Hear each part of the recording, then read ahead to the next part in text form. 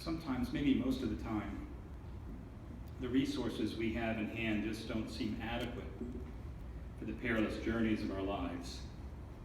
Faith hardly feels like enough in the face of personal loss or political oppression. All too often it feels like we are on our own. God rarely shows up in our lives in a burning bush or blazing light to show us the way. But that doesn't mean God isn't there.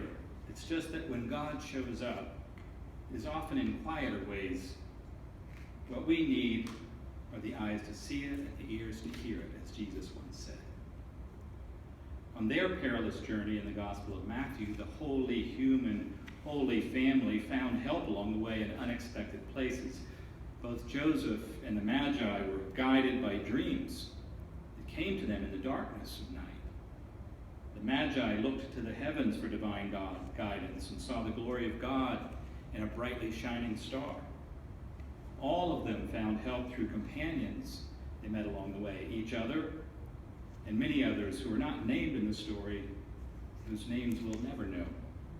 But surely they were there, and who were they, I wonder, and what help did they offer on the way from Nazareth to Bethlehem, or Bethlehem to Egypt and back home again?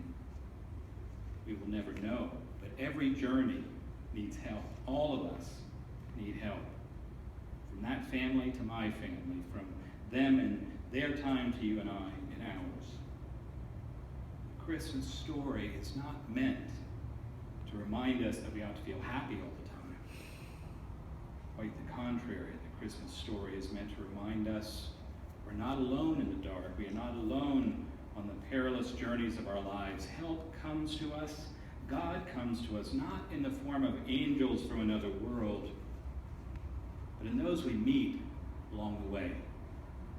In this world, in one another, in the wisdom that is right here in our hearts and dreams, even in the beauty of creation all around us, through which God speaks to us and comforts us.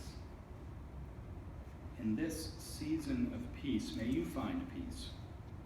And may all of us find just enough faith to lift our eyes up from the region and shadow of loss and death, to see God's light dawning on the horizon for you, for me, and for all of God's holy human, holy children.